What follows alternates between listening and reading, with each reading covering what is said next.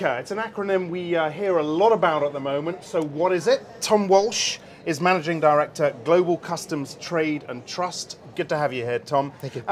What does it stand for? FATCA stands for the Foreign Account Tax Compliance Act. And what is it? Well, it was enacted in 2010 by the US Congress as a means to attempt to combat tax evasion by US persons. So it's going to be coming into effect in 2013 and into 2014. And essentially what it's going to do is it's going to require foreign entities to report on any US person they do business with so that the IRS has access for taxation as they deem appropriate. So in effect, the US using other governments as an arm of the IRS? Yeah, so or is that too harsh? Well, no, what the US is trying to do is to try to make sure they're not permitting an environment where foreign entities can help enable tax evasion by US persons.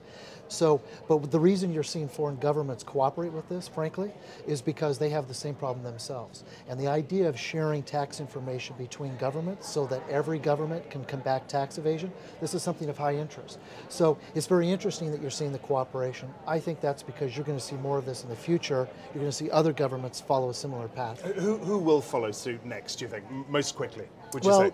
Well, the most recent conversation has been with the UK. So already the UK Parliament has raised the idea of developing their own FATCA-like legislation. The HMRC has expressed interest in it. So, tax changes occur all the time. Why is this so extraordinary, so unprecedented? Well, this is extraordinary because it's the first time you see a taxing authority reach outside of their geographical jurisdiction and cause compliance from foreign entities to help them with tax compliance for, in this case, their U.S. tax persons. It's also extraordinary because it very will likely be the precedent for other global tax policy in the future. And what about non-compliance? What sort of impact will non-compliance have? Do we know that yet? Yeah, well, this is very interesting because what the IRS has said is that for non-compliance, they're invoking what they're calling punitive withholding.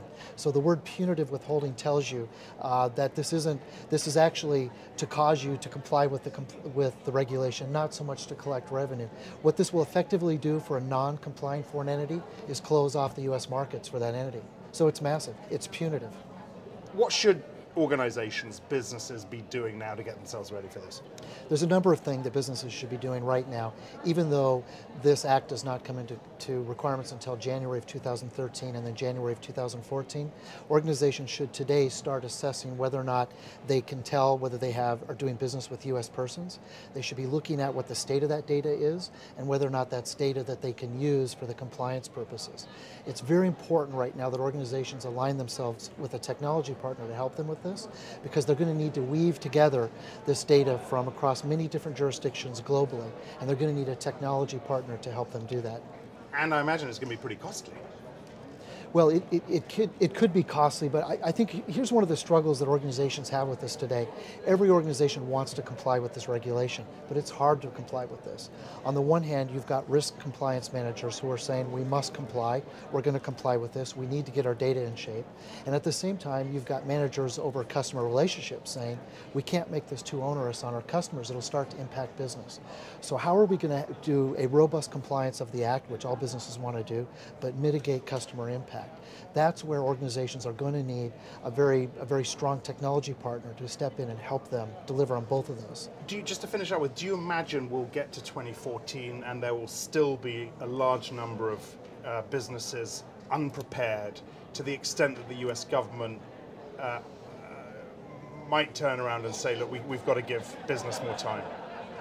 I don't think the U.S. government's going to say we'll give business more time. I do think we're going to see businesses who are going to be unprepared. A lot of businesses today are waiting for the complexity to get clarified, for things to get streamlined. My view is it's going to take years for that to happen. And companies are going to be caught on the back foot here if they don't start putting technology framework into place right now and are able to comply when these regulations come into force. Tom, many thanks. Thank you. Glad to be here.